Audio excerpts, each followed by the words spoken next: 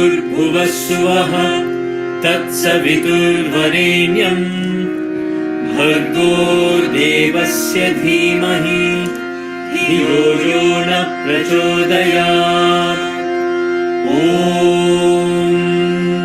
भूर्भुवस्सुवः तत्सवितुर्वरेण्यम् भर्गो देवस्य धीमहि धियो यो न प्रचोदयात्। ॐ भूर्भुवस्सुवः तत्सवितुर्वरेण्यम् भर्गो देवस्य धीमहि धियो यो न प्रचोदयात्। अशेमवहु वहिष्ठेमस्ति उष्टास्ति उष्टामान् यदशाय वहिष्ठाय Shem. श्मा Israel Adonai Eloheinu Adonai Echad. Namo tassa bhagavato arahato samma sambuddhassa. Buddham sharanam gacchami Dhammam sharanam gacchami Sangham sharanam gacchami. Our Father, who art in heaven, hallowed be thy name. Thy kingdom come, thy will be done, on earth as it is in heaven. Give us this day our daily bread, and forgive us our trespasses, as we forgive those who trespass against us. And lead us not into temptation, but deliver us from evil. For thine is the kingdom, and the power, and the glory, forever and ever. Amen. Bismillah ar-Rahman ar-Rahim. Bismillah ar-Rahman ar-Rahim. Bismillah ar-Rahman ar-Rahim. La ilaha illallah, Allah, Allah. La ilaha illallah, Allah, Allah. La ilaha illallah, Allah, Allah.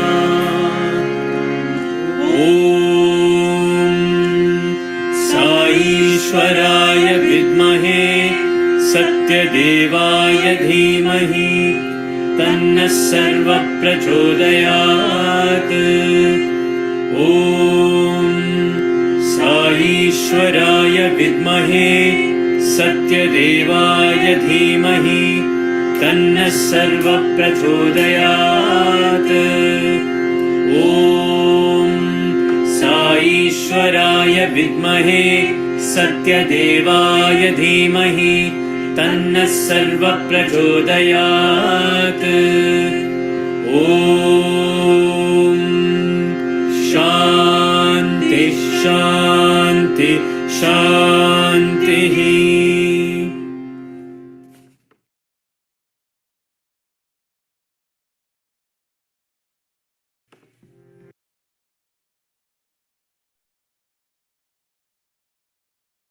Jai Sai Ram, everyone. Offering our most loving salutations at the feet of our beloved Lord, Bhagavan Sri Satya Sai Baba. Welcome to Region 2 SAIMA series. This is our season 2, episode number 8. And today we are blessed to have wonderful guests who came to Swami in the 1970s. I'll be moderating today. So if you have any questions, please send them my way through chat and we will be able to ask our guests. Now for our special guests, Brother Bruce and Mr. Bruce and Mrs. Leslie Bouche. Wanted to introduce Sister Leslie first. Sister Leslie Bouche made her first trip to have darshan of Satya Sai Baba in March of 1973. Since that time, Baba has been at the very center of all aspects of her life. Leslie first attended the Hollywood Sai Center in 1972, where she was very involved and became a bhajan leader. She subsequently hosted the Thousand Oaks Sai Center in her home for several years. Leslie, along with Bruce, are now members of the Ojai Sai Center. Leslie was also a Sai spiritual education teacher, and her sons came up through the SSC program. Leslie is a certified hypnotherapist and a grandmother of 2 young children, and considers herself blessed to be so close to both her sons and their families. Now for Brother Bruce. In 1979, Brother Bruce left for India with a one-way ticket on a spiritual quest to travel around the country and visit sacred temples. While having breakfast in Chennai, an elderly gentleman came across from him and told him he should go to Puttaparthi and see Satya Sai Baba. That night, Bruce took a bus to Puttaparthi and stayed in Baba's presence for 6 months. The desire to travel around India evaporated. Upon returning to the States, he participated in the Sai organization and served as officer in California and South Carolina centers. He also served as the young adult advisor in Region 8, Southern California. Bruce is a retired chiropractor, having entered that profession under Baba's direction, and he remains in the health industry as a manufacturing and quality consultant for dietary supplements and supplement companies. In 2003, Baba married Leslie and Bruce in an interview at Prashanti Nilayam. They feel his presence and guidance constantly in their lives and dedicate all to him with deep gratitude for his love and teachings. We are looking forward to hearing from both Sister Leslie and Brother Bruce today. Thank you for being here. Sai Ram to both of you. Thank you for inviting us. And thank you, Swami, for everything. We offer all our thoughts and our words and our actions to you, always and in all ways. Jai Sai Ram. Thank you. Thank you, both of you. So in fact, actually, we will start with that. You said, you have mentioned to me that you have this powerful sense of guidance from Swami, right? Always feeling his presence with you. So I would like to actually start a little differently today and ask, what does Sai or Sai energy mean to you? Yeah, we talked about that. Sai, see always inside. See always inside. And I think that is a wonderful place to start because to me, that's everything. That's everything. I first came to Swami when I was very young, which is 50 years ago, this coming January, 50 years. So I was in my early 20s, and I didn't come from a background of, religion or spirituality. Humanism, love, absolutely. But not this kind of path of self-inquiry, which Swami sets us on. And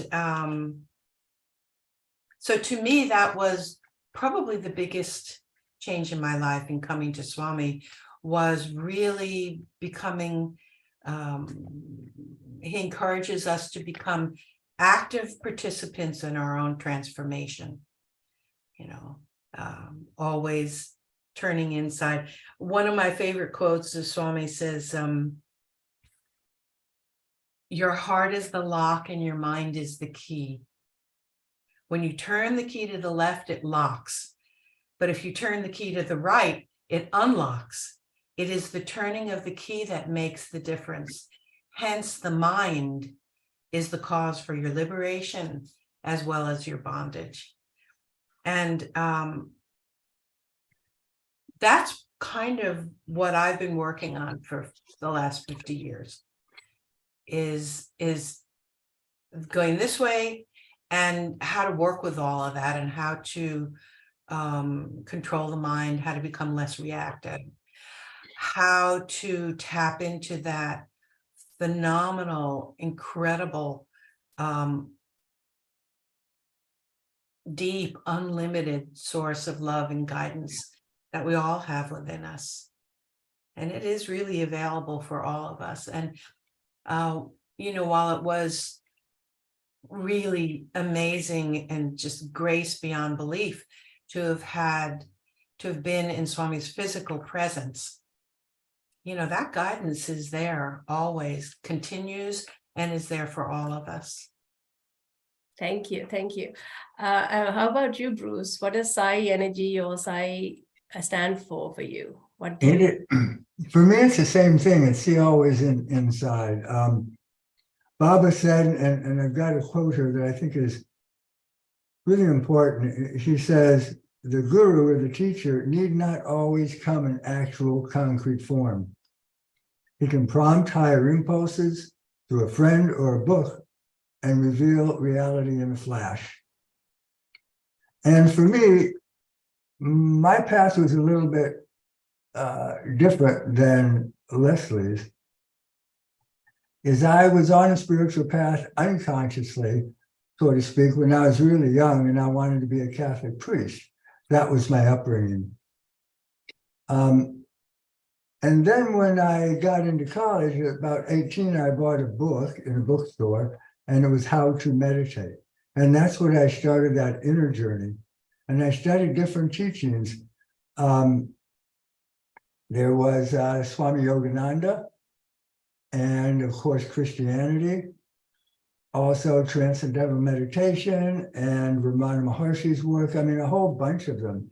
And during that time, especially when I was studying Self-Realization Fellowship and then Christianity and mystical Christianity, Lord Jesus would come in dreams, Yogananda would come in dreams. It was always in.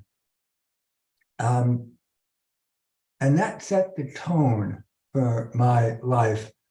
Because I went to India in 79. I did not, the first interview, there were lots of interviews in that time, but I didn't have any. The first interview was 23 or 4 years later, when Baba called Leslie and I in for an interview when he married us. And we'll maybe get to that a little bit later on. But for me, it was always that quest. And that got me to India the first time when it was an overwhelming desire. I had no option but to go to India. And so I got up and went, quit my job. Yeah, so that was the one-way trip, right?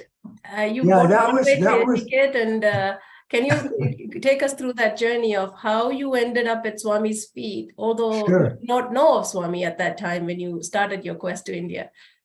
I actually had just learned about him beforehand, because in this spiritual conversation, before knowing about Baba, a philosophy professor of mine and I and others would meet at my house, and we would have spiritual discussions. And I told him I just had this overwhelming urge. I had to go to India.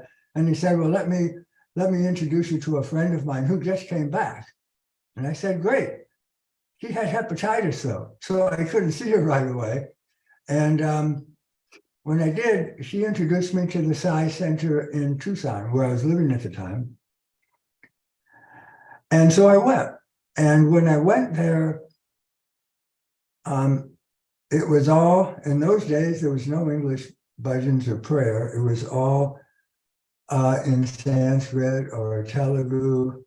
And so I didn't understand anything, but nothing on the outside. But on the inside, at the end of the meeting, a movie was shown by Richard and Janet Bach on Baba. And in that movie, Baba walked across the veranda of the mandir where he was living at the time. And when I saw that form on the film, on the screen, it physically knocked me on my back. I mean, it tipped me over. And that was the inner connection, which was replayed later on. But then I bought this one-way ticket. I didn't know what the heck I was doing. And the longest I'd flown is 500 miles between LA and Tucson. So I bought a one-way ticket. Before I left, I sewed I folded a bed sheet in half, put a zipper around it, and that was my sleeping bag. I got mosquito netting, sewed a zipper around it, and that was my mosquito protection. And then there was no GPS in those days, no cell phones, but the next best thing was a National Geographic magazine. So I cut out a map out of that magazine, a map of India, and it showed me where the major cities were. I put that in my back pocket, packed my knapsack, and took off.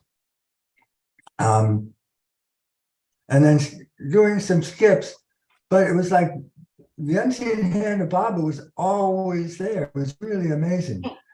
When I landed, when I took off, a few hours later, the pilot said, we'll be landing in Anchorage, Alaska in a few minutes. I went, holy crap, I got on the wrong plane. I didn't know there was a connection in Alaska.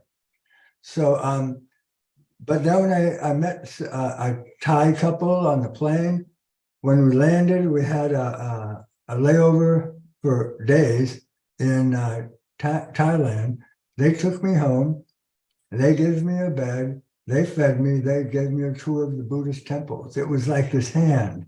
When I finally landed in Calcutta, this Indian gentleman, very regal looking gentleman,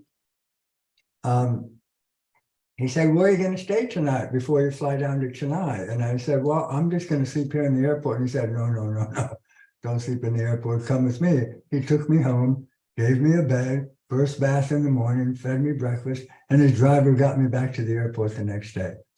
And I went down to Chennai, and this Indian gentleman sat across from the table from me, as you mentioned, and he asked me what I was doing. I said a spiritual journey. It's just a personal spiritual journey. I'm going to travel all around India, visiting holy sites. And he said, well, I don't know what you're doing here, but you should leave immediately and go to Puttaparthi and see Satya Sai Baba. And that night, I was on an all-night bus, and I went, and I arrived. And that's how I got there. It was a fun journey. It was an amazing journey. I'll just leave it there. Yes. And then you stayed 6 months there, and we'll come back to that in just a little bit. Yeah. But Leslie, in what's it, in 1973, you mentioned, almost 50 years ago, just shy of 2 months, you saw Swami for the first time, and you mentioned a little bit about your background. But you mentioned you went from somebody who did not believe to, in 15 seconds, being Swami's devotee, right? Can you expand on the changes that happened in you and how you, what went through when you saw Swami for the first time? Well, first of all, I was raised in a very, very loving family, but my family were atheists. And, there are all kinds of reasons why. I mean, they were immigrants and they came from Eastern Europe, and with all of the stuff that and my grandparents, so this went back further, everything that they had seen done in the name of religion, they just threw it all out. And I understand that completely. But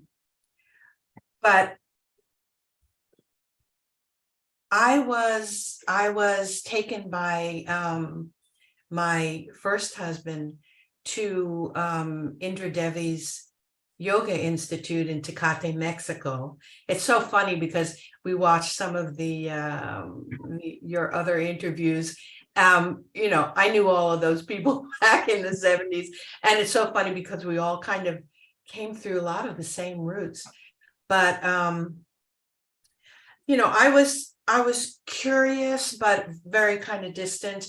And it's funny, a couple of people also mentioned the original record that Dick Bach did of Swami, of bhajans, and then Swami giving a discourse, you know, the old LP.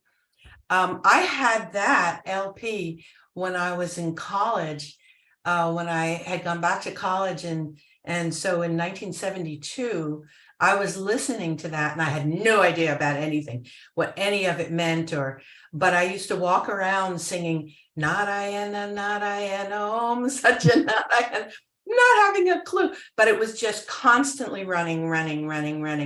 And so then, you know, I was taken to Indra Devi's Yoga Institute.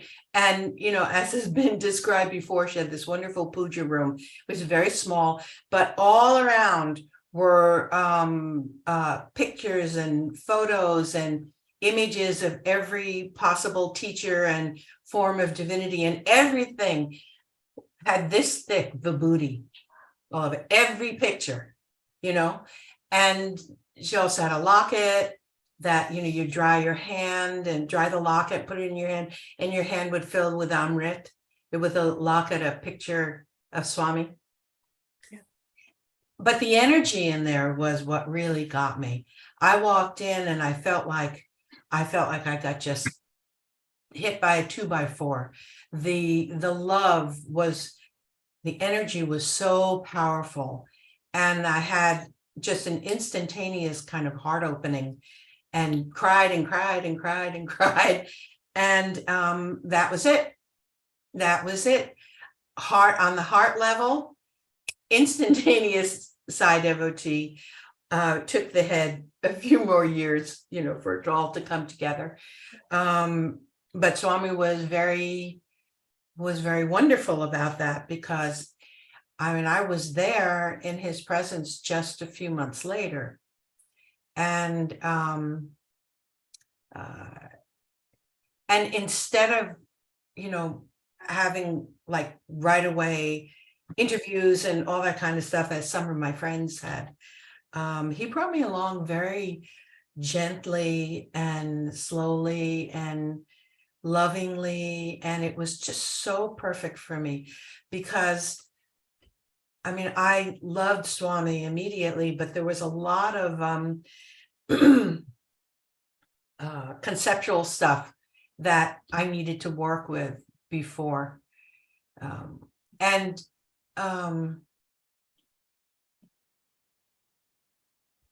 So I felt like he was letting me take baby steps, you know, to just come along on my own path. And my initial feeling was such a sense of relief when I came into Swami's presence, and when certain of his teachings were so powerful and important to me. The simplest beginning teaching of be good, do good, see good. It was such a relief to me to say, okay, I get this. This is how to become a really good person. And that I could totally relate to.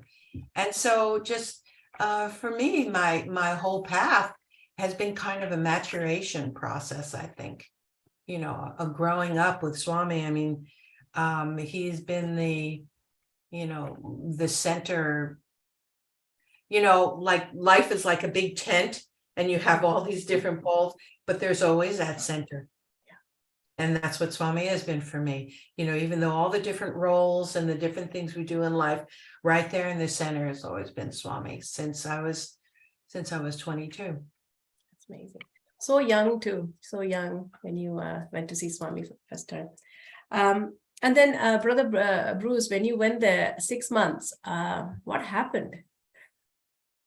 I Because it's a remember long time to be sharing. But what stands no. out for you in that 6 months? Well, in the beginning, after I got there, in those days, there was sand, as I think most of us know. The Montauk was not there.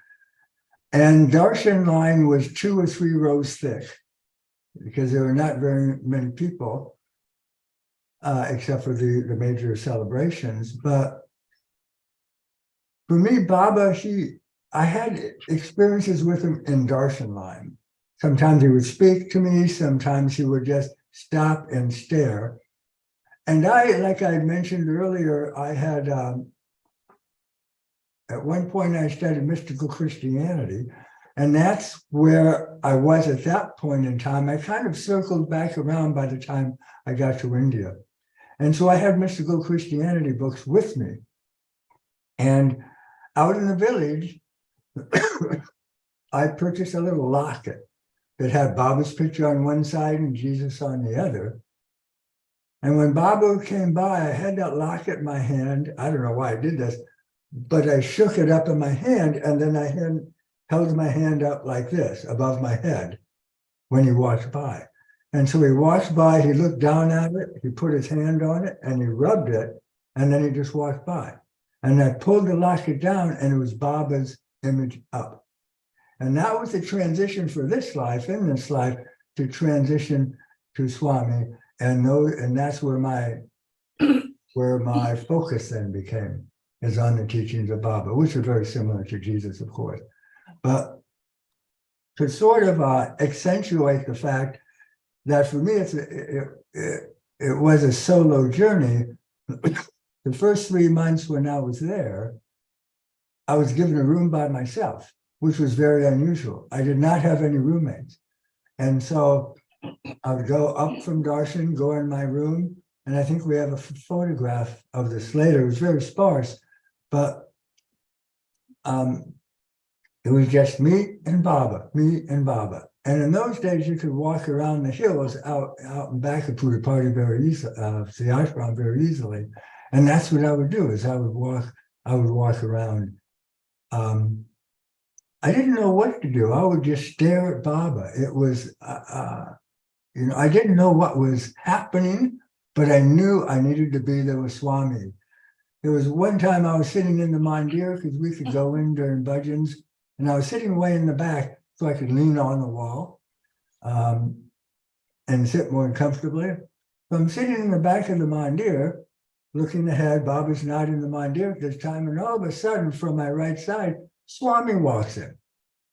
And I looked up at him, and he pointed to me, and then pointed forward as if to say, focus up there. And I looked up at him and I went, yeah, but you're there, and so there was that kind of fun we had together, which got played out through all of my personal experiences with him.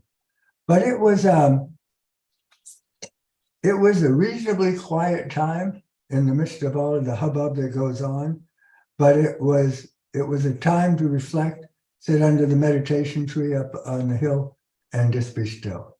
And that's what I did. That's wonderful.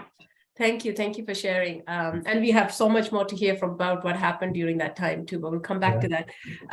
But Leslie, I wanted to, I know you mentioned that Swami, asked you to bring your children, right? And named your son. Can you tell us about that story of how intimate that was? Right.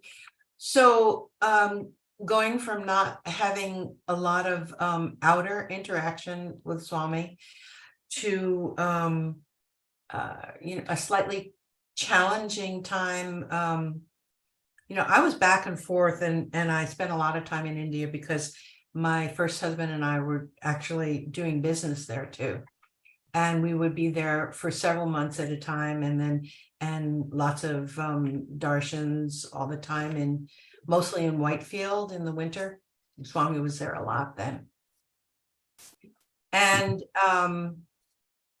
we came one year after having some issues in our marriage and stuff. And, so we just went to Swami, of course. And he called us in, which was such a shock, not having had an interview before. That was probably about 7 years after going to see Swami a lot, Mhm. for many years. And we had sort of settled into not having children. And so Swami said to my husband, she wants children. And I was like, I do. But he was like, and he said, have 2 sons, no more. Bring your first son back in 1 year and I will name him. And it was like, once again, because this is what Swami has done to me every time, is like heart opening, flying open. And I just, again, cried and cried, because I guess that's what I do. Yeah, so we brought our first son back when he was 6 months old. And Swami named him Satya. But he also, he asked us, knowing that we had given him, an American name also. And he asked what we had named him. And I said, Evan. He said, Heaven? He was so funny. He was always joking with us, playing around with us. Yeah, so it was really quite wonderful. And then our second son was born about 5.5 years later.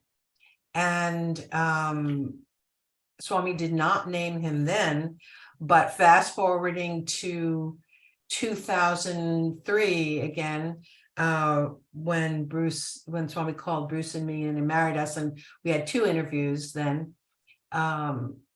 Swami was talking about the boys, and I said, Swami, you named first son Satya, Evan, and I said, but you never gave a name for the second son.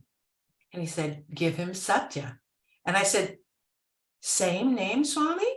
And he said, oh yes, best name.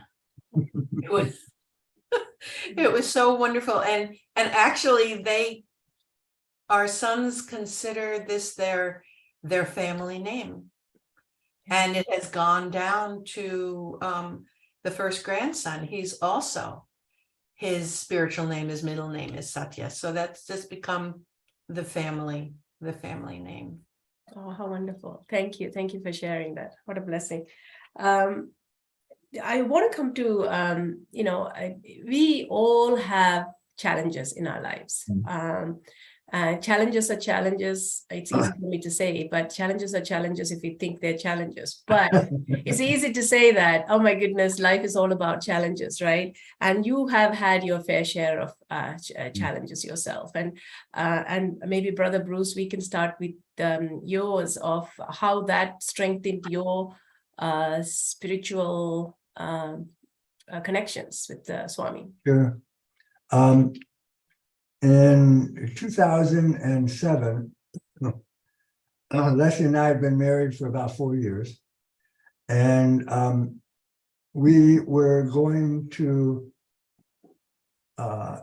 we took a trip to see Phyllis Crystal, who was a very dear friend of ours. At that time, she was living in Munich. And so we went over to Munich and spent Christmas with her. But before I left, I developed a sore throat. And we went into a doctor before we left, and he looked at it, and he said, well, go enjoy Christmas, come back, we'll look at it again. And so we did that, came back, and he sent me down to an ENT doctor to take a look and took a biopsy, etc. And it turned out that I had a very aggressive form of cancer in my tonsil, my tongue, and my throat. And we could see it because it was on my tonsil. And so I remember Swami, Leslie, kind of the same thing. I remember Leslie saying, well, what do you think this is all about? And before I could think, out of my mouth came the word faith. And Swami tells us that we should have total confidence and faith in him, and he will provide for our welfare and look after all of our needs in this world and in the next. And so then we began this cancer journey. And we went and saw the various doctors, got second opinions about treatment, etc. And then after we came, Baba tells us to use our discrimination, consult with him inside, use our discrimination. And what we settled on is that we should not do surgery, but should do chemo and radiation. And so we had made that decision. Then Baba came in a dream. During the cancer treatment, he came in 3 dreams, and then 1 afterwards, all along the way, providing guidance. And in this dream, he came, and it was present time. And by that, I mean, that was 2008, January. And he came in the dream in the form and in the physical body shape he was in. So he wheeled himself up in his rolling chair. He was not a younger version of Baba, etc. And it was just Leslie and I in the dream, and sitting on the floor, and he wheeled right up to us. And I asked Baba if we should pursue the treatment of chemo and radiation. And he just said 1 word. He said, yes, very forcefully. And so we knew that's what we needed to do. So we came back and began chemo and radiation. And it was not an easy journey at all. I mean, it was very difficult. But halfway through the treatment, he came in another dream. And in that other dream, it was again just Leslie and I sitting at his feet. And he would lean forward and he would rub my left side of my cheek like this, very affectionately. The cancer was on my right, but in the dream, he would rub the left. And what I was reminded of is that 5 years previously, when Leslie and I were with him in the interview room, he would lean forward and he would rub the left side of my cheek. And at that time, I had a short but full beard, and I thought he was being very affectionate and loving and intimate, and stroking my cheek. But then at the same time, in waking consciousness, where the doctors here in Southern California, they said, we think we should just not radiate the right side. We think we should start radiating the left side, because we're not certain if the cancer has also spread to the left side. And so, because they could never find the primary site, they only found secondary sites. But this was evidence to Leslie and me that what Baba had done is he had taken away the cancer on the left side. He says that he has the power, and he does have the power, to heal, to cure, totally. But then he said oftentimes, well, yeah, I can go on ahead and do that, but then the person will just have to come back in a future lifetime and finish up. So what he did in our experience was to go on ahead and take it away on the left, but I still had to do the right. And so we went through the right side. Finished radiation treatments. And then for 2 years afterwards, I had to get scanned because I couldn't find the primary site. And it was once a month, once every 3 months, 6 months, etc. And on the last scan, they found 4 spots on my right lung. And they thought, well, maybe that can be the primary site. It's either the primary site or a scar tissue from all the radiation. And so we asked him, well, what should we do? And he said, go home, come back in 3 months, and we'll scan it again and see if there's anything there that has grown, or if it's the same size, then it's essentially scar tissue. So we came back, and they looked at the films and they said, there's nothing here. It's as if there was nothing there to begin with. And it was one of those medical miracles. So that was the second time he took away cancer. And about 10 days after that experience, because that was all done with treatment, he came in another dream. And in that dream, he was sitting in a chair and he had a golden shawl around his neck on his shoulders. And I walked up, and he and I in dreams have always been very, very close. And he walked up to him and he took the shawl over his head and he unfurled it so that it would roll down in front of him. And then he came up to me and he put it on my chest. And then he put his chest on my chest and his arms around me. And he hugged me. And I'm about 9 inches or so taller than he is. So I could see the top of his head. So I just bent down and I put my forehead on the top of his head. And we held each other for a long time. And in that pose, in the dream, I thought, what is this all about? For Swami never does anything without a deeper meaning. And so when I thought that, he took a step back and he pointed over my shoulder. And behind me was a room that I didn't see when I walked in. It was a medical treatment room. And there was a treatment chair. And he said, excuse me a second. And he said, therapy, you needed physical therapy. And in my mind, the therapy is always spiritual. So I needed to go through that on the physical side. Leslie went through it on the emotional side, but I had to do the physical. And then he took care of everything like he said he would.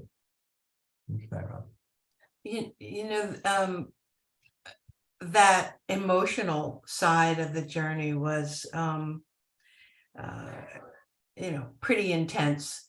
And there were many times, because this was over maybe a 2-year period, when it's exhausting. It's a lot to go through. I mean, it was pretty devastating treatment. Bruce lost like 50 pounds. I could practically pick him up and put him into bed. And it requires a lot of resilience and a lot of persistence and a lot of faith and confidence. And you go through periods of time where you don't know if you can keep going. You just don't know if you can keep doing it. And I remember Bruce reminded me recently that at one point he said to me, I don't know if I can keep doing this. I don't know if my heart is gonna, get us through this. And I said, I just pointed to a picture of Swami and I said, you just hang on to the feet, we're gonna do this.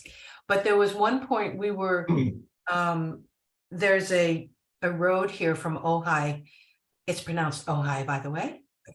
Although OJ sounds much better. Ojai, yes, I'm so sorry. Yes, that's right. I should have known. Yes. It's funny because that's the way it's spelled. Ojai, yes. There's a mountain road that's just a little 2-lane road that goes from Ojai, through the mountains to Santa Barbara. And we were going there for a treatment. And they were doing a bunch of construction. And so they had it closed off. So it was like alternating 1 lane. And then you had to wait and get escorted, through this construction area, mountains. And they had a pilot car. You had to wait until the pilot car came to get, to allow that lane to go. So we were sitting there and we were just so tired and hanging on to the feet. And we were talking about,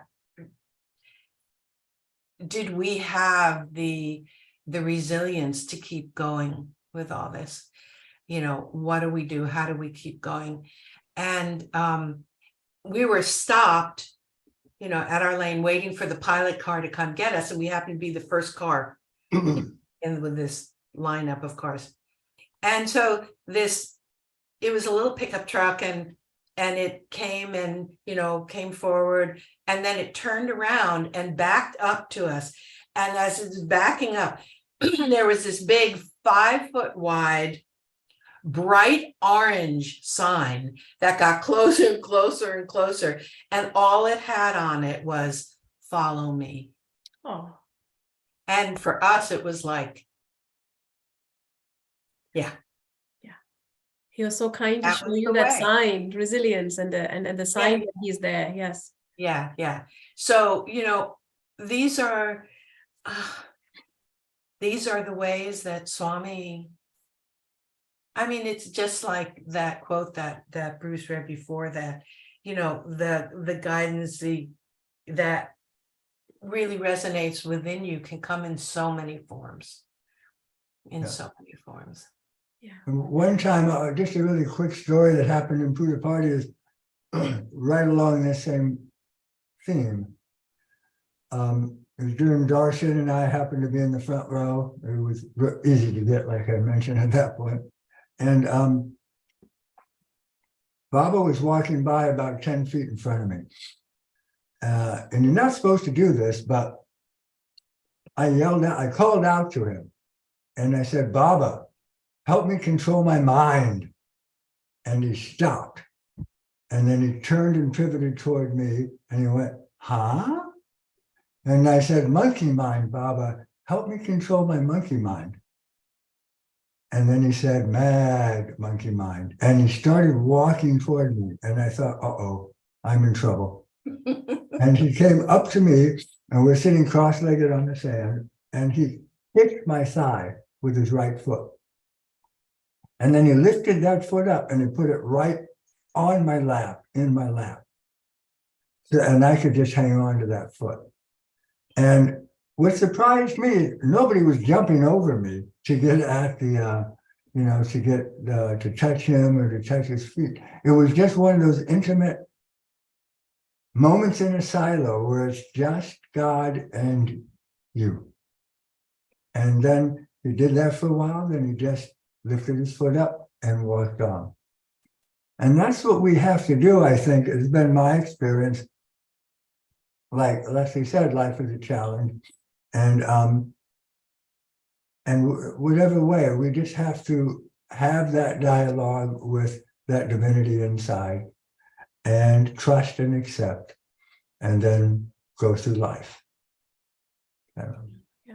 And it comes with us having started early, not early, but we have to have that connection with Swami and that faith in Swami during the time of the challenges, or maybe during challenges it comes, whichever way the Swami wills it, right? But Sister Leslie, you yourself went through your challenging times when you had to go through your divorce, right? Can you kind of share us as how Swami's teachings and his presence in your life got you through this?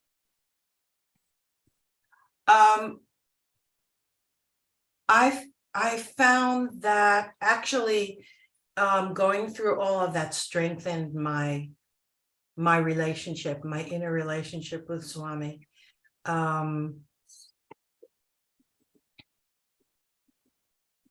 It was a time, sometimes we go through periods of time in our life where we have to actually come up against our own reactivity and, where the mind goes, and all this emotional stuff just gets, what I realized was that these periods of time are when God stirs the pot.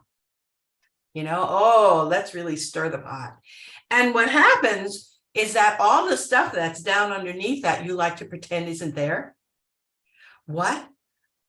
That's in me, but I'm so nice, But all that stuff comes up, and it's an incredible opportunity it's an opportunity then to offer it up and let it go.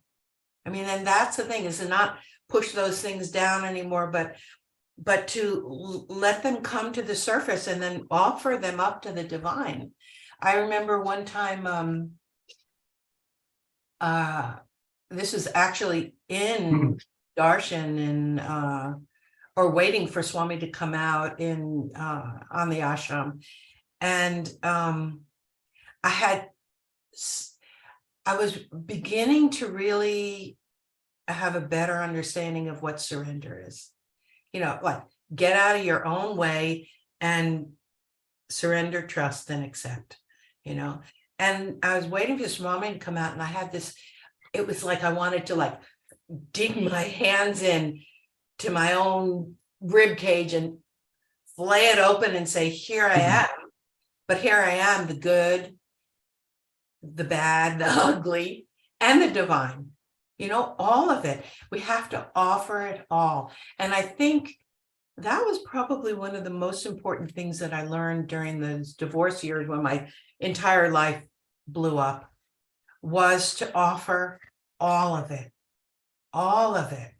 You know, you can't, we have this tendency to want to, like, you know, pick and choose. Oh, we're going to offer the good parts of ourselves. Oh, and look how wonderful that is. And then we keep all the rest of that stuff in our back pocket. No, you can't do that. It has to be the full package. And what's so wonderful in that is that's how you learn that you're loved completely with all of your human sides.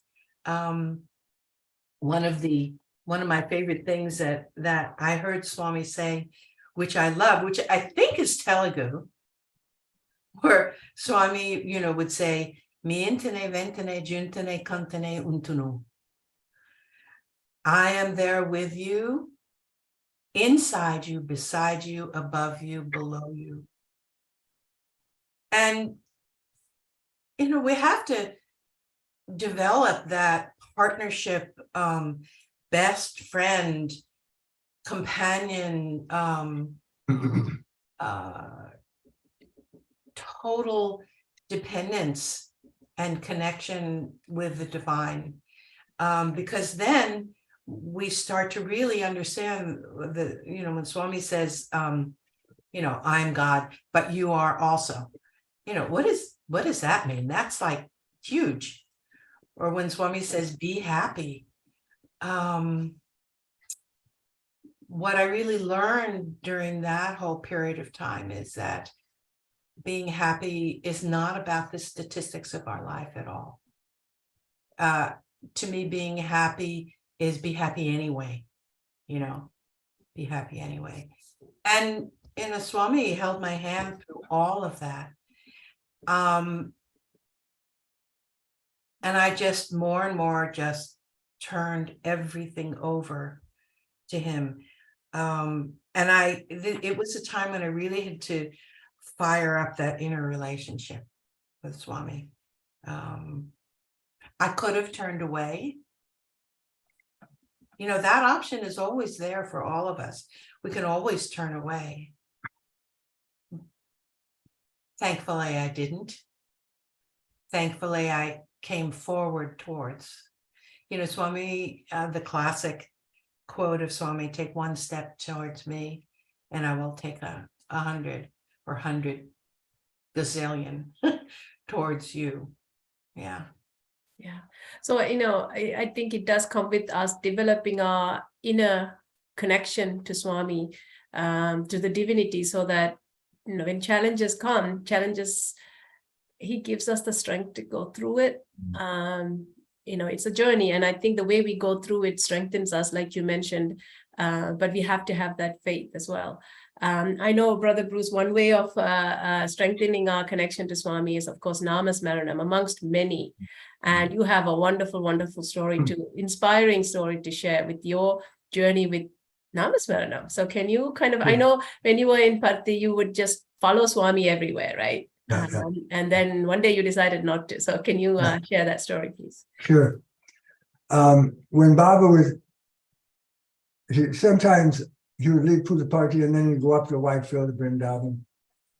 And I would go up there and like you mentioned, go back and forth, except this one time, I just had the urge not to go. And so I stayed in Puja Party and for about 8 days, Bob was gone about 8 days. And so what I would do is for 8 hours in those 8 days, I would repeat Om Namah Shivaya, Om Namah Shivaya, and I would walk up in the hills and then turn around and walk back down. And I would just do that all day long for 8 hours. And after a while, it became like a record, a recording, a loop. And so in the middle of the night, I'd wake up, Om Namah Shivaya, it was going and going. And then even after I came back, for about 20, 23 years, Om Namah Shivaya, Om Namah, that was still going. It was always in the background. It perhaps was not as loud as when I was in Puja Party, but it was always there. And then over time, that morphed. And it morphed into Soham, God am I, or I am God. And so I would do that. And it doesn't, it's not that I would necessarily sit down at a particular time and repeat for that particular time. It was like, always there. And so if I'm working on my computer at work or whatever, I had to focus, but then it would pop up in the background when my mind could take a break. And then after a time, my mind began to question Soham, because it was still, I am God. God, I am. It's still, for me, mentally, it was still a dualistic relationship. And so I asked Baba to give me guidance because I was struggling with that. And in a book that we have, that I had back then, I was reading it, and a fellow, I believe it was from Germany, asked Baba, what is the best mantra? And Swami said, aham, aham, which translates as I am I. And so that has been my path for many years now, probably close to 20 years on this side or close to that, where I will say aham, aham mentally. Don't do that on a street corner because you might be looked at very strangely by somebody passing by, right? But I would say aham, aham, or I am I, or sometimes it would just be I am. And so that's my practice now. And with that practice, sitting silently, as we do each morning, there is a presence. And that presence is inside, where the divine is not any different. It just is. It's I am. And there's like an image, sometimes like a hologram, and it's a Baba inside the heart area. And so that lives there. It's alive. It's not a mental construct. It's just there. And that transition went on and still goes on. I presume, but who the heck knows what will happen, that will be the relationship or the practice, if you will, from here to whenever this body's time on the earth is up. It's a lovely one to have. Yeah, how beautiful, beautiful. I just love how that 8 hours for 8 days, that constant chanting, in the absence of Swami. I mean, that's a powerful message here, right? Because his physical form was not there. He was somewhere else, right? So that's something that is a reachable goal for any one of us. Yeah, right? yeah. It's just practice, practice, practice. That's it. That is it. I was It's like that quote in the very beginning. I read, Baba said, the guru need not always come in actual concrete form. And the concrete form is no longer here, yeah? But God is, Baba is, the divinity, the divine inside is.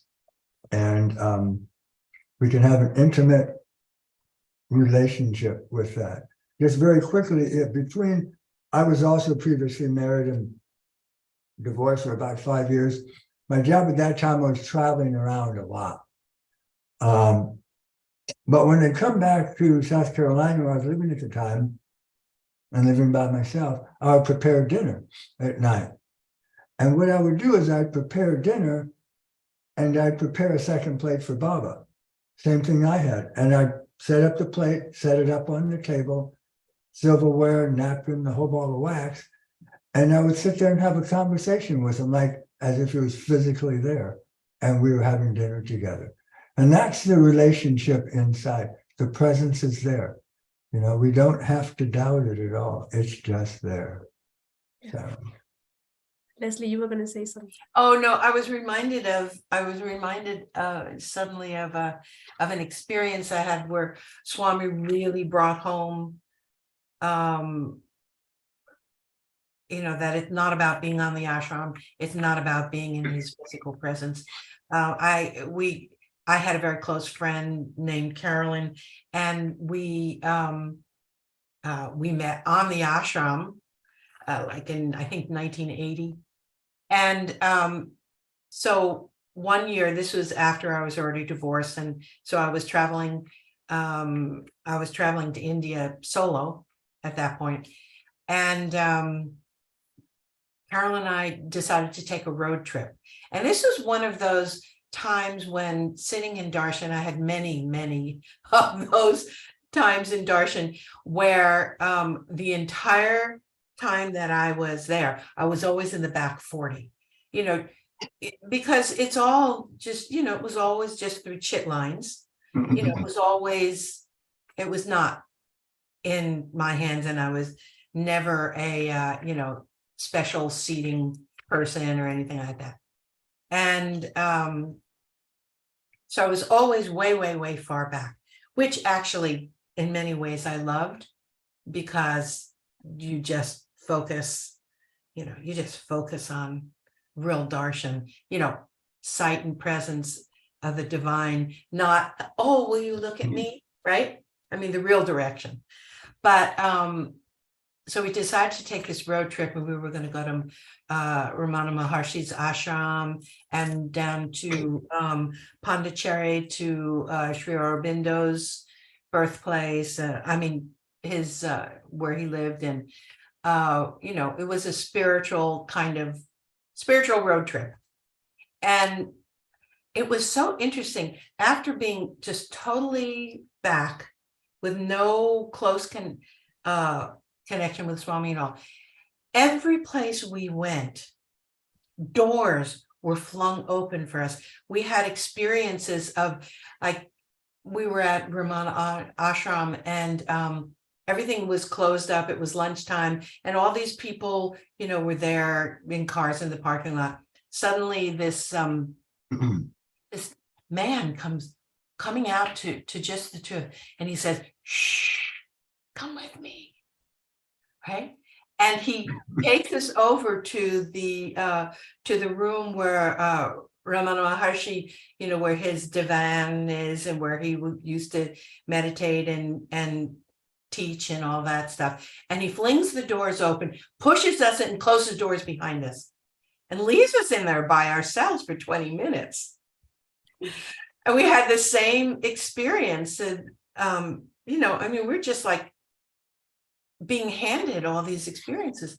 The same thing down at Sri Aurobindo's in Pondicherry, and suddenly we're like put in his bedroom when no one else was there. I mean, but the message that was so clear is that it is, you know, the divine is everywhere. Swami is everywhere. Sai is everywhere. It's like, let go of that attachment to the form. Let go of that attachment to it. It has to only be here, you know, on the ashram. And it was really, I mean, we just laughed for 10 days because it was over and over and over again. So That's once beautiful. again, there's that message. I'm with you everywhere. Everywhere. Which is wonderful, which is what we are all given the opportunity to experience, and we all have stories about that. So it's wonderful. But I do want to go back to when you were in his physical presence. You had so many intimate moments and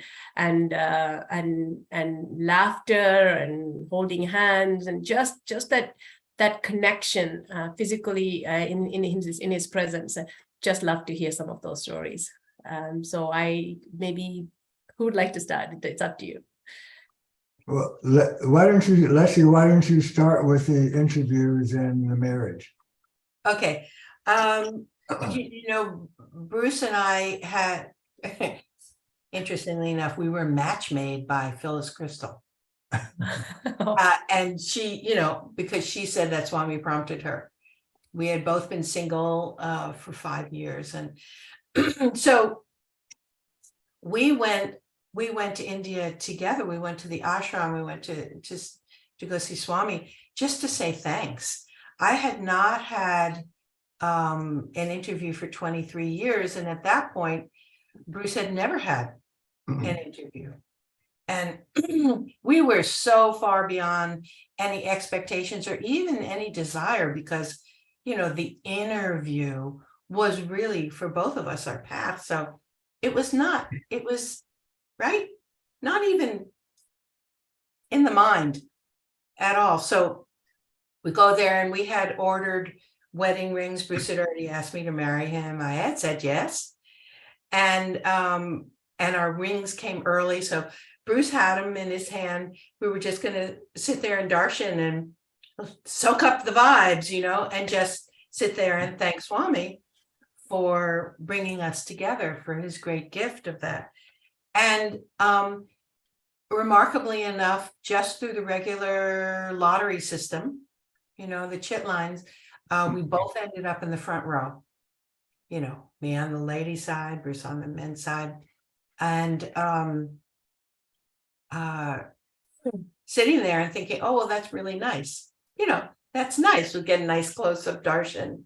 Lovely. Swami's coming in. He was living in the Pune Chandra at the time, and he's walking in. And I'm just talking to him, looking at him, saying, thank you so much. I love you.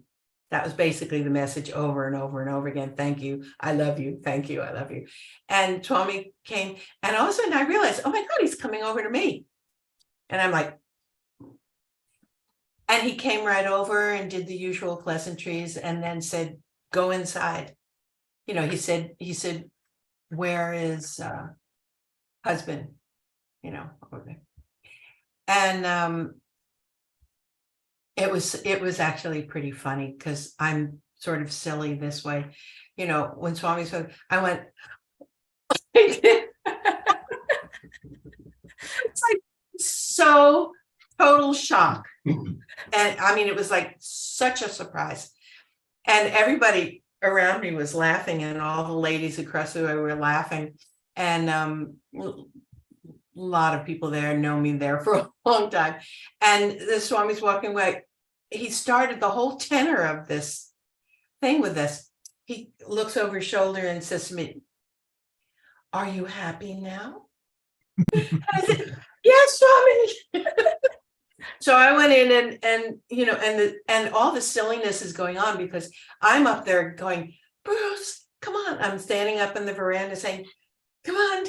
Because there were probably at least 20,000 people there, and I wasn't even sure that Bruce saw me standing up there, that probably called us in. And Bruce had his own little thing going on with the Seva doll. Bruce gets up to go, and the Seva doll says, sit down. And he said, yeah, but my wife is up there. And he says, you can see your wife after darshan. And I'm like, no, we've not called for an interview. And so then Bruce had to distract him, and all the men around him are saying, go, go, go, go. And Bruce distracted, said, oh, look over there to the Seva doll, and leaped up and did an end run and made it just in time as Swami was calling us into the interview. It was, I mean, just, all of it had this kind of flavor from the very beginning. And so when an interesting point that we realized, we each of us individually had friends who were in the ashram at the time. And but we were only there for 5 days, and we had just gotten there. And we really hadn't connected with anybody, but we knew these couple of friends of ours were there. And they were, sitting different places around. So who do you think, Swami, called in with us? Our dear friends were all called into this interview at the same time. And so then Swami asked me in the outer room, he says, "What religion are you?" And I was like, that was such a loaded question for me. I said, "I'm a devotee of God, Swami, I'm your devotee." So he goes like this, and dropping out of his hand was a beautiful necklace, a chain with a large gold cross with 11 diamonds on it. And I'm thinking, oh, well, that's interesting. That's why we would make me a cross, because he knew I wasn't Christian in my background or anything. And I thought, okay, so maybe this is because of Bruce, but there was definitely something behind it, I knew. And Swami put it on me. And But remember, before he put it on you, he said to Leslie, "Remove your hair." And he wanted her to lift up her hair so he could put the necklace on it. But I'm so silly. I said, "All of it, Swami?" I don't know. We were just like in this playful mood. But so then Swami called us into, just jump in, Bruce, if I forget anything. Okay. Mm-hmm. Swami called us into the private interview room, and Bruce, had our wedding rings clutched in his hand, and not one word had been said by any of us or about anything about marriage or anything like that. Things are happening. Swami's, he's running the show. And as we're walking into the small private interview room, Swami sort of takes his hand and does this, and silently palms the ring out of Bruce's hands. So then Swami has the rings, and we're walking in, and Swami sits down in his chair, and we sit at his feet, and he's taking these rings and he's sort of rolling them over in his hand like this, over and over and over, our wedding rings and stuff, and saying some things and looking at them. And then he goes like this and he says, "Marriage." And he takes and he gives us each our own rings to put on. And we looked at each other and realized, this is Swami just married us. And then at a certain point later, he stood up, and he was standing between us with his hands on our head and did a long Sanskrit blessing. And we're pretty sure that was all about sort of the spiritual marriage that it was. And then he kept referring to us, "Where's your husband? Where's your wife?" Just in case we weren't sure that he had married us. He was making sure that we knew. And God, there were so many other things that went on, but Swami did. Oh, when we first walked in, to carry on with this kind of light tenor of the whole thing, as we're walking in, and Swami has the wedding rings, and we're settling in. Swami does his over the shoulder thing to me again, and he says, "How is he?" I said, "Oh, he's wonderful. He's wonderful." It's like, okay, I gave you this gift. Do you like the present? It was just like that. It was really wonderful. And jump in, Bruce, whenever you want to. Well, there's one while we're sitting there, like Leslie said, spiritual marriage, and Baba was a center of our marriage and still is. So we were both at his feet, very close to him, and he was sitting in his chair. So we formed like a triangle, and where he would represent divinity at the top, and then we were down here. That's just the way it was. But then he looked at me and he said, what is spirituality? And I said, Swami, it's union with God here, touching my heart, and out here, meaning the outside world. It's a union of those two things in this triangle of divinity. And he said, no, God inside. And then he took these on his right hand, these 3 fingers, and he leaned forward so he was right here. And he threw them at my heart. And he said, you are God, you are God, you are God. And sat back up. He said, mind is like a monkey. Was it? Body is like a bubble. Body is like a bubble. Don't follow either. Go inside. And he kept on throughout all of my interactions with him. That has been the message. And there's another story not related to the marriage, but about that we can get to if we have time. But one of the things Leslie mentioned also is that it was such an intimate friend relationship with Swami. It is now, and it was in that interview room. And I can't remember if it was the first or the second interview, but the 3 of us were laughing all the time. I mean, it's like we were cracking jokes and laughing. Loud. Loud. He would slap me on the side of the face, and he would always be touching us, things like that. But it was just like old buddies getting together, and having a good time. And then at one point in time, he leaned forward in his chair again. He goes, because outside are the other people, right? And we're laughing loud, as Leslie mentioned. He goes, they're out there. And then we all start laughing again, and that's just the way it was.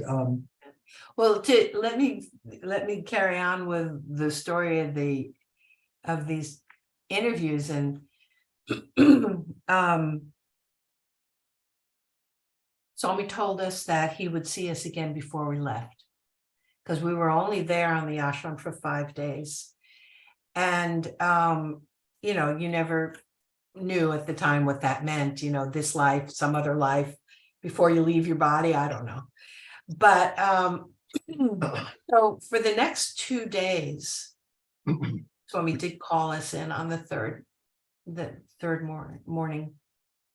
For the next 2 days, I was just talking to Swami inner, because of course, you can say everything we talk about is all this inner relationship. And I would say to Swami, no letter, I didn't write any letters to him, anything out or at all. And we were back in the back 40 as usual during those days in Darshan. I say to Swami, thank you so much for the necklace. It's so beautiful. And, I love it. But, that my parents are elderly. They were way up there. And my father, is from Jewish background, and he's not going to understand me wearing a cross. It just is not going to make. So, Swami, if you do call us in again, maybe you could change the necklace, maybe do a picture of you, because my parents love and respect you. And, while you're at it, maybe you can make something for Bruce too, like a ring, so that he doesn't feel like I'm the only one who got something. I'm just talking like this constantly. Those are literally the things that I was saying to Swami, just internally, just talking to him. And so on that last morning that we were there on the ashram, Swami, we did end up in the front row again, and Swami called us in. And this time it was a very different scene. Instead of close friends, it was a very formal, there was a very formal group that was in the inner room. And so as we're all gathering in the outer room, there were some politicians and people like that. Starting at Swami's still standing, and he goes like this. He turns to me and he goes, "Father is Jewish. You don't like the necklace?" Seriously, just out of like, "Father is Jewish. You don't like the necklace?" And I said, "Oh, it's wonderful, Swami, but I'm not raised as a Christian." So he says, "Okay, give it here." And Bruce and I immediately knew, okay, this whole thing was a setup. He knew that I was going to ask for it to, well, it was all Swami. He set the whole thing up. So I gave him the necklace and he took it. And because of this very formal thing with the people who were there, usually Swami would do things really fast. He goes like this, super slow, and he's holding the necklace in his hand. His sleeve falls down, so you clearly see there's nothing there. And he blows on his hand slowly 3 times. And he opens his hand, and out leaps this necklace, which is a picture of Swami. And out of his hand leaps Bruce's green ring that fell at Bruce's feet. It was like, okay, this is like so perfect. And and then he put the ring on Bruce, and he gave Bruce the necklace to put on me. So it was clearly my my marriage necklace, my Mangala Sutra. And it was just, again, major confirmation that the inner relationship is real. Right? I mean, it's like, if we don't get it now, then there's something seriously wrong with us. Yeah. So that is so powerful, where you think it, and we know that he is with us, and he listens to everything, all of our thoughts, and he's always above you, below you, inside you. We know that, but when we get these confirmations is when that transformation happens, when that it's like the faith just goes up by so much. It's just amazing, wonderful. Thank you for sharing that. it was so incredible just to be in it, but at the same time to be observing this wonderful play of things. And at the time it was Swami kept talking about his teachings and stuff, and he would like start a one of his famous sayings and look at one of either Bruce or me to finish it, and look at us for confirmation, and we were nodding our head. And it was all involved with the other people that were in the interview. It was very, very interesting, the whole thing. Yeah. He gave us so much, but we were also, he was sort of having us be his his backup singers. But that whole thing of Swami really hearing, we had a very intimate moment in that second interview when we were once again in the private interview room, where it was just Bruce and me and Swami. And he talked about my parents, he talked about our kids and all kinds of things. But at one point he was sitting in the chair, and he was holding hands with us practically all the time. But so in this moment he was sitting in his chair, we were at his feet, and Swami would sometimes just kind of leave. I don't know, I can't guess what was going on, but he's sitting there, and suddenly he goes like this, you know, and he's like gone someplace else. And so I'm just looking up at Swami, and I noticed there was a tiny little piece of white lint in the front of his hair. Tiny little thing. And I'm looking at it and I'm thinking, I would love to take the lint out of Swami's hair. And then, you know, the mind goes on elsewhere. I'm looking at his hand, which is right here. You know, we're looking at his feet, and then suddenly he opens his eyes and he looks at Bruce and he says, she's thinking about my hair. And I said, oh yes, Swami, you have a little tiny piece of lint in your hair. And in the most gracious, intimate, loving way, he bends down like this and says, take. And I did. I took the lint out of Swami's hair. By the way, his hair was like gossamer. And but the message was so powerful, because the message was, that's what I'm here for. Take. And, you know, the offering is to all of us to take what he has come to give.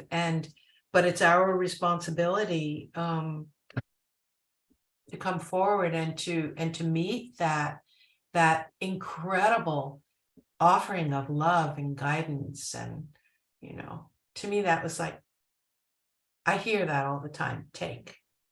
That's so powerful. Thank you for sharing. In fact, while you were there, not just over the time that you've spent there, you were able to take pictures of Swami, right? Yeah. Or at least had the opportunity to, but couldn't get the camera in between you and Swami. But I want to, if you don't mind, I would like to share a couple of pictures that you have taken, if you can go through them with us. It's so beautiful. Now that we know your story, just going through these pictures is just so heartwarming, how close you were to Swami, and his and the value of his teachings as well. So so this is the first picture. Yeah, that 1973, that's what Darshan was like on Sundays and Thursdays in Whitefield under the pandal around the tree. And it was so marvelous. You know, one wonderful thing that a lot of people don't realize was that the bhajans were all led by women under that tree, and they were incredible. That was so beautiful. I mean, there was such a heart thing. You know, it was called Brindavan, and it was such a Krishna place, really a Krishna place. But Swami would sit in the chair and he would, you know, really sit there and read the letters from devotees. That was a wonderful thing to see. Yeah. And Swami was close. There on the left there, he's writing Om on the slate for a child just beginning their school, their life as a student. And I mean, he was just wonderful. You know, he was making vibhuti for somebody on the right. I just love the crispy, clear picture of Swami that you were able to take, and such a blessing to be able to be there and to capture that. He was very energetic and very, very busy. Yes. I mean, he was building schools. He was, you know, there was a lot going on. And the thing that's interesting, these photographs are not with a telephoto lens. They're with a regular, 55 millimeter lens or whatever it might be, a normal lens. And that's how close anybody could get. You know, it was very informal. And this shot was behind the tree. See how everybody's facing towards the center? This was in the back, and Swami was just chatting with somebody right there. Pretty neat.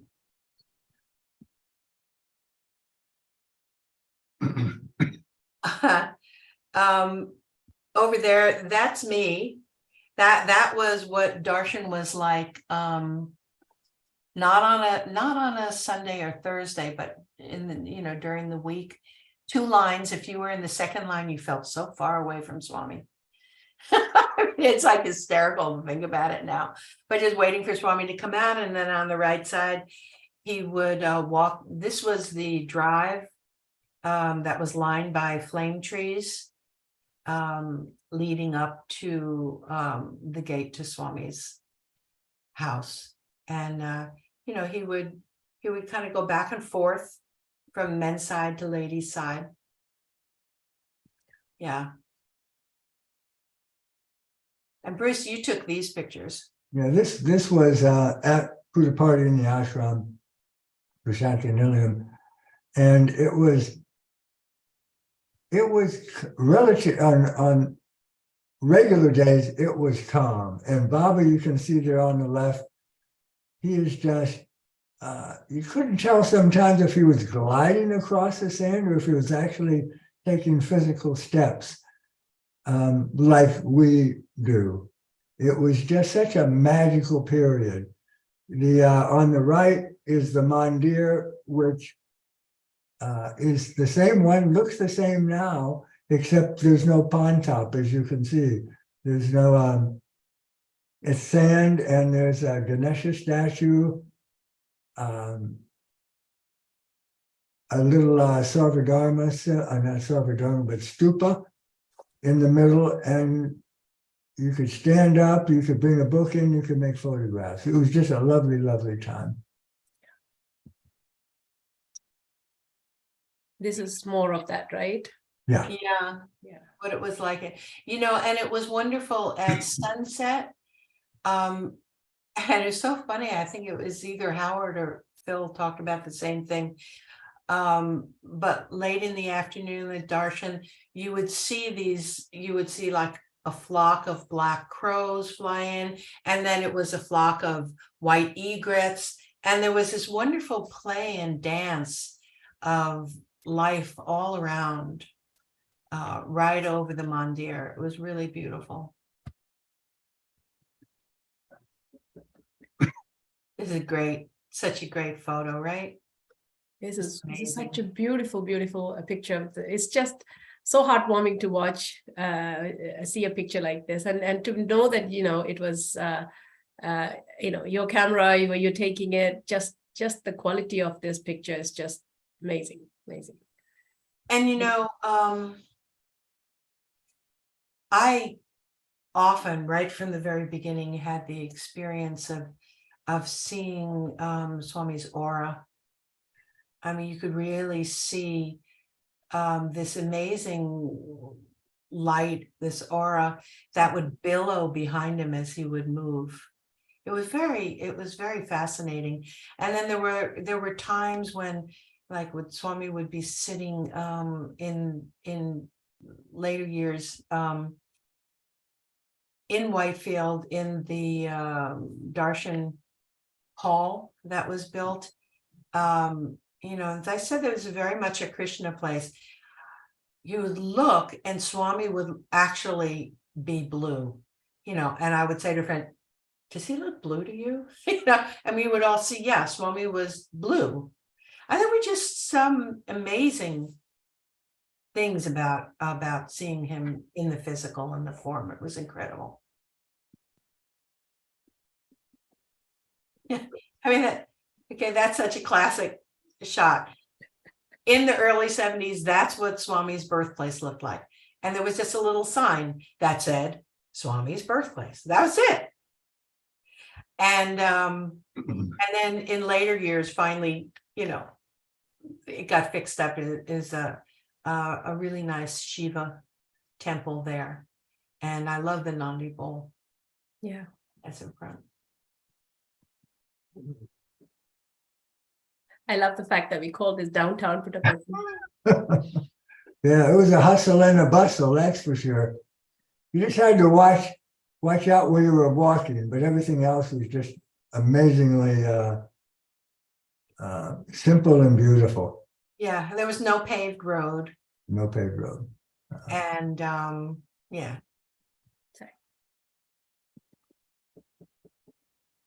And this is how we got all of our clothes washed. The dobies, the washer men and women would come around the room to all the rooms every day and ask if you want your clothes washed. And then they would put little marks on the inside of your shirt, on the inside of your pants. I don't know how they remembered who went to what, but they would collect the clothes up, they'd bring them down to, this is the Chitravati River, which as you can see is very dry. There had been pits dug, and then they would soak the clothes and they would beat them to death on those rocks. And more times than not, your buttons came back on your shirts broken, but it was all part of the drama. It was all part of the experience. It was really nice. Well, this is me on Bruce, the this left. is what you looked like in the 1979 when you went to see Swami. That was it. That's what I look like. And I'll tell a quick funny story. That's what I look like. And as you mentioned earlier when we began, I was there for 6 months. And over those 6 months, I ended up cutting my hair short and shaving my beard and my mustache. So I look, and then the last 3 months that I was there, once a month for those 3 months, I ended up getting really sick with dysentery. So I lost a lot of weight. So when I came back in the States, my parents were divorced. I called them up and let them know that I was still alive and doing okay. And they said,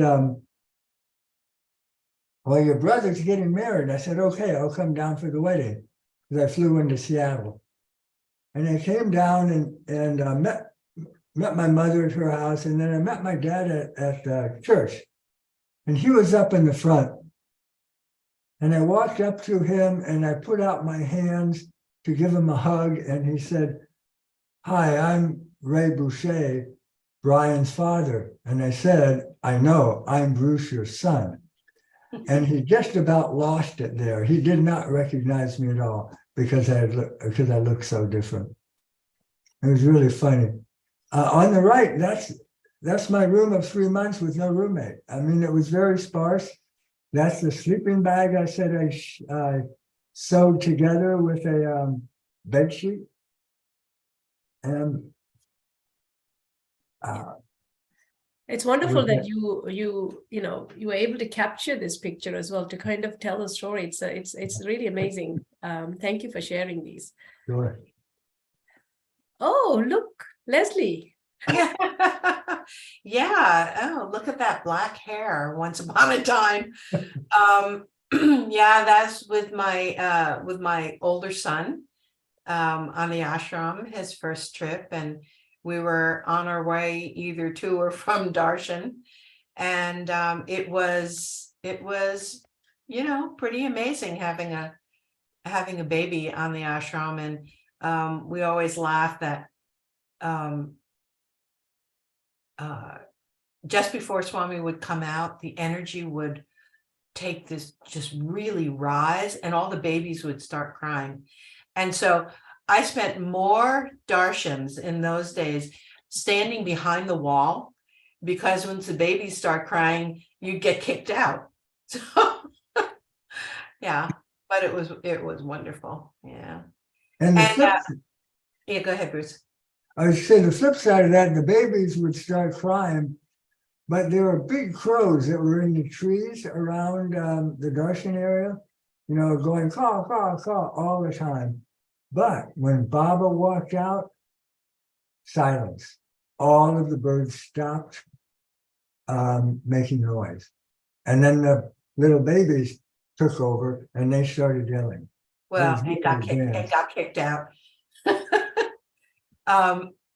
Yeah, and on the right, there's an old friend of mine who long ago passed away, but it was really wonderful on the ashram. I mean, we could just go and sit down with the resident ladies and participate. We were pulling apart marigolds for rangolis, the petals for rangolis. It was wonderful. And that is, quite fortunately, someone had a camera, and that was right after Swami married us, and we were holding hands. This is when he was trying to put necklace on you and say, you know, you need to lift your hair up, remove your hair. How much?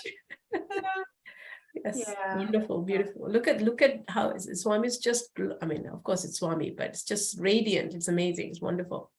Yeah. Yeah. It was a lovely, lovely time. Yes. Yeah, so this is your trip to India with your service projects, right? And we'd love to hear this, but we'll just go through the picture, but we do want to kind of hear your stories with the love for service and Swami using you as instruments. So if you can just go through these pictures. Sure. We are on the board of directors for a nonprofit called World Family Foundation. And we support and help run a school in India up in Jagannath Puri in Odisha. And it's called Prashanti School. Clearly it's as well as a high level, excellent academic program. The program is also based on Swami's education and human values. And we have a residential program for extremely impoverished kids who are there on full scholarship. And we've, in the last few years, been building a very large school that goes all the way from pre-K up through it's going to be up through 12th grade. And so this has been an ongoing project that we've been involved with for, I don't know, 10, 15 years maybe. And the project is about 20 years old. And it's all was started and run by Sai devotees. And it's our second full-time job, but we love it. We try to go every year. We missed during COVID, but other than that, we go every year to be with the kids. And some of the kids who were little are now in post-grad, post-university, post-grad work. It's pretty amazing. It's really wonderful. Just a lot of love. Keeps us very busy. Yes. And then Bruce, what about these? For about 4 or 5 years, a little bit ago, all of a sudden I was inspired to sculpt in stone. So these are two that I made. And the one on the left, Love All, Serve All, just, you know, says it all really. But that's in the front yard, right as in front of Leslie's office and as you enter the yard. And the other one is Baba's hand in blessing. It's about 2.5 feet tall in marble. And that's near the front door. So anyone who comes to visit, whether it's the UPS guy, the FedEx guy making a delivery, or a friend, they all receive Baba's blessing. This is amazing piece of the two pieces of art that you have created. It must have taken you many years, or many. Actually, why don't you share how long it took you? But this is so beautiful. Thank you for sharing these. It took me many hours. That's Hours, okay. Hours. Yeah, each one. I really enjoy making them because the image is in the rock. And it's a matter of discovering it. It changes sometimes, you know, as I go through it, but I've never kept a log, but it was a lot of fun. I don't do it anymore, but it was a lot of fun. This is a physical example of when Swami says chiseling away at us so that we can be purified, and our purity inner form is within ourselves. That's Swami's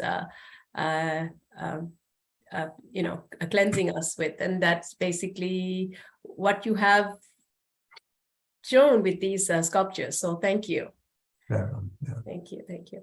So I do want to just we'll probably have about 10 minutes or so, but I want to kind of wrap up with, your service again. I know you mentioned that you are on the board of directors for World Family Foundation, but Sister Leslie, you're also in the Rotary Club. And so your service and even your work that you do has this sense of service.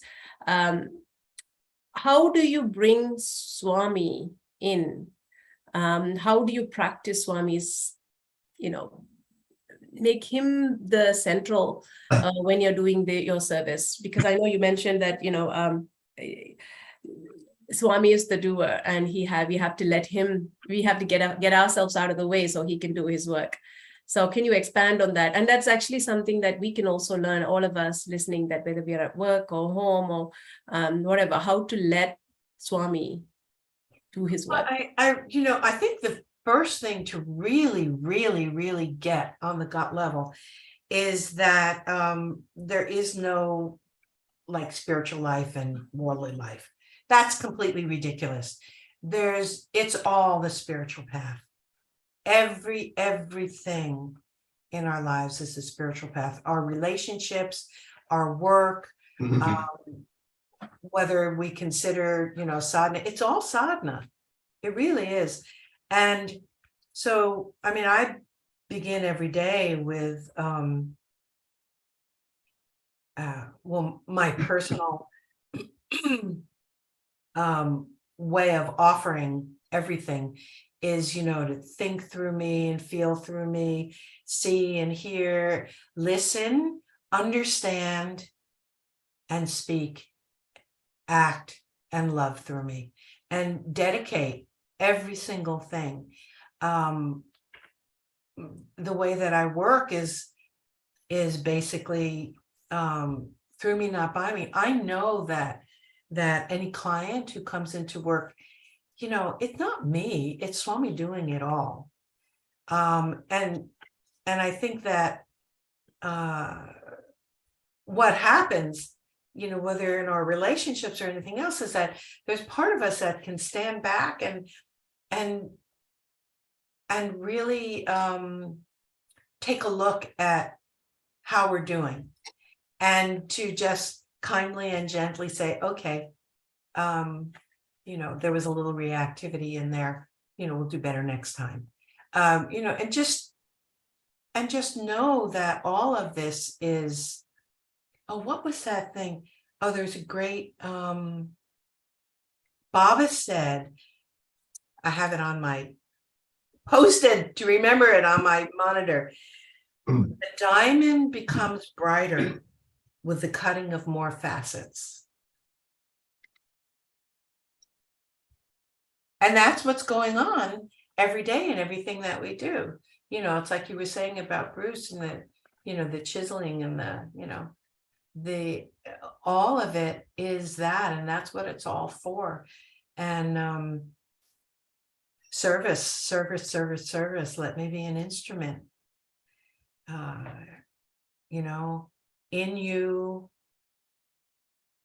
as you, through us, and within me. Those three sort of levels or aspects of the relationship. The relationship with the divine is actually really a relationship. And just like any other relationship in our lives, it takes some tending to. We have to be conscious and aware and really show up for that. And practice the presence, like Bruce was talking about the presence. In you, as you, and you within, in everything. I do actually, while we were talking to you beforehand, you mentioned the parenthood. I really would like to hear about your growth as a parent, and the quote of Swami by the duty, right? And I think that goes not just for parents, for all of us listening, as a reminder, and even things like the energy in which you cook your food with.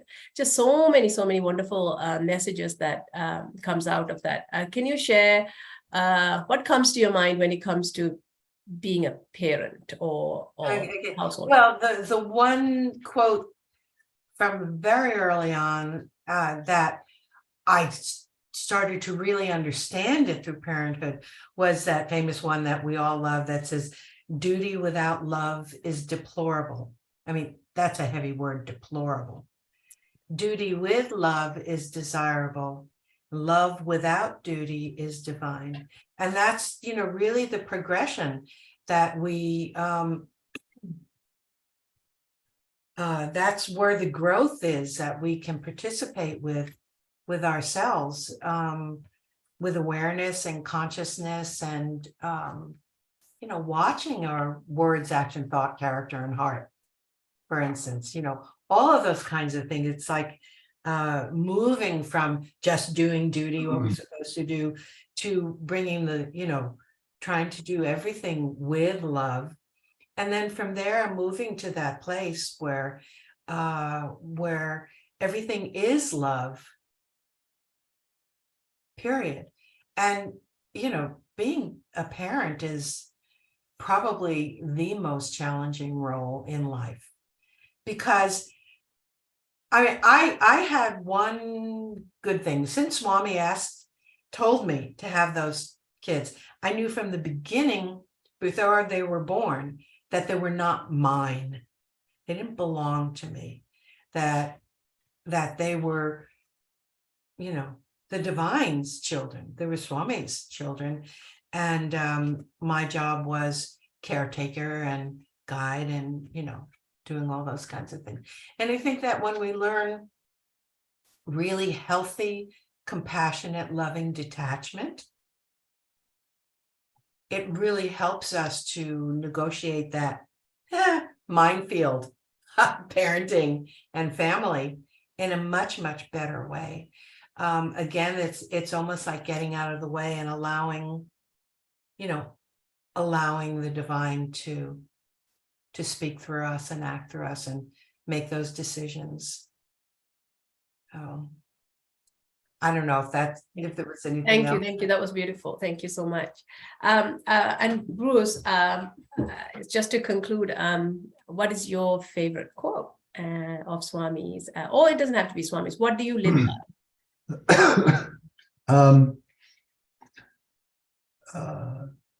Early in the ashram, there, and I think Howard talked about it in in your interview with him.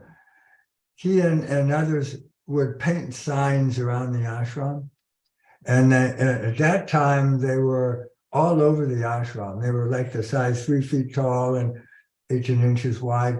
And the one that always grabbed my attention was a quote from Baba's that said, "It is in the depths of silence that the voice of God can be heard."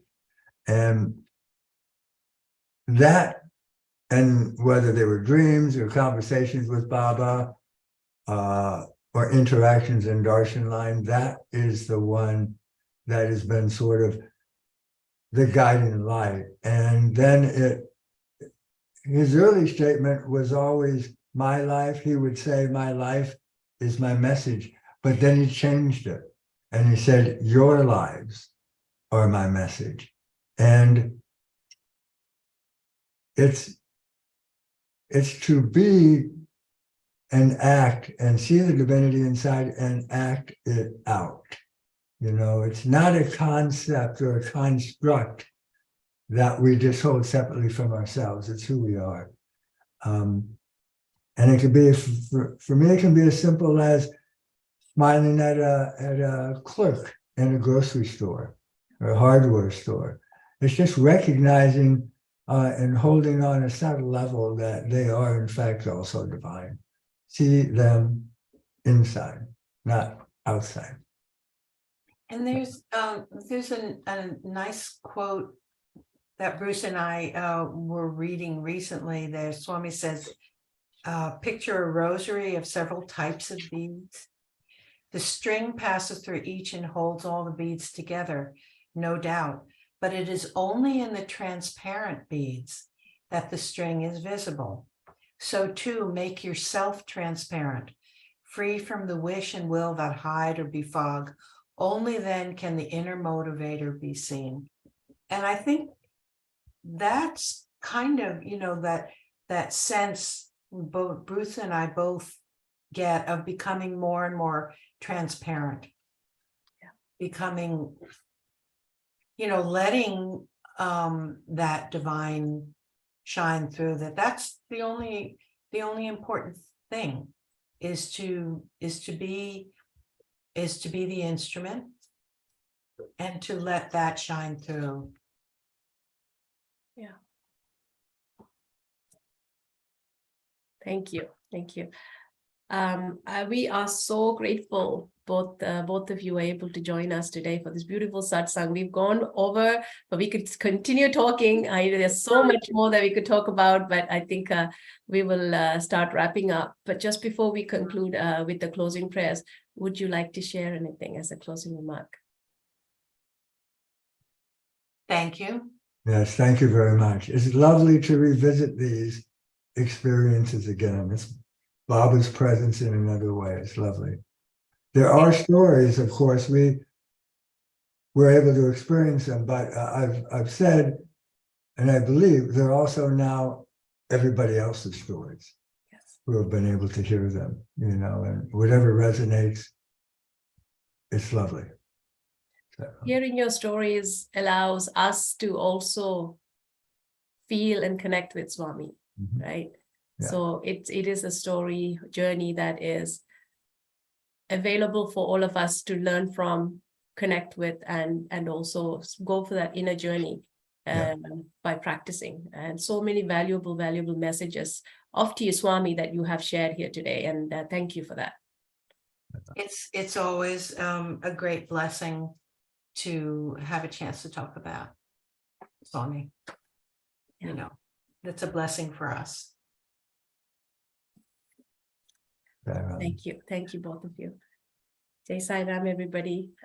So what we will do is we'll end up with a short announcement, and then we'll have closing prayers before we end.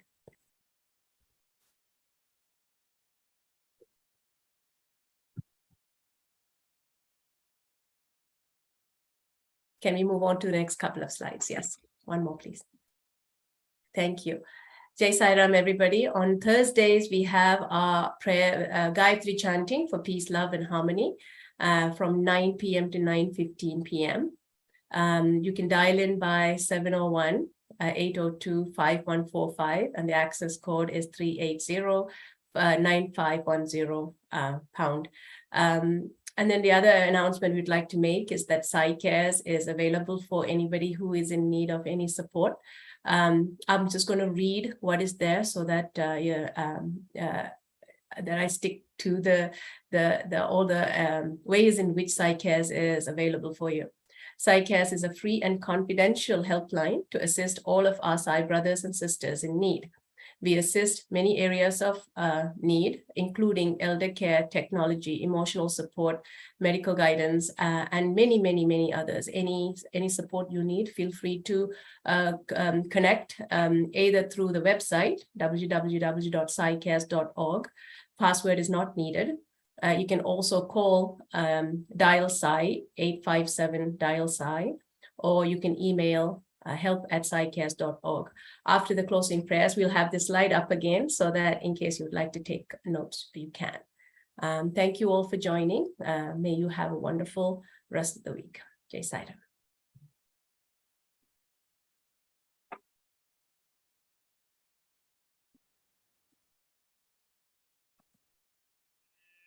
समस्तलोकाः सुखिनो भवन्तु समस्तलोकाः सुखिनो भवन्तु समस्तलोकाः सुखिनो भवन्तु समस्तलोकाः सुखिनो भवन्तु समस्तलोकाः सुखिनो भवन्तु समस्तलोकाः सुखिनो भवन्तु समस्तलोकाः सुखिनो भवन्तु समस्तलोकाः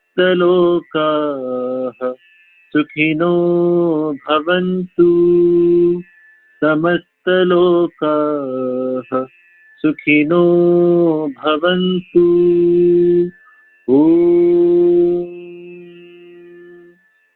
शान्ति शान्ति शान्तिः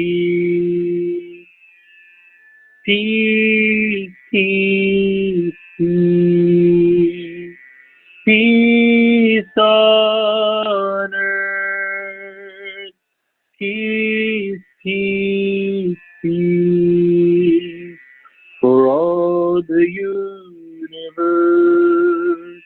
for all the universe.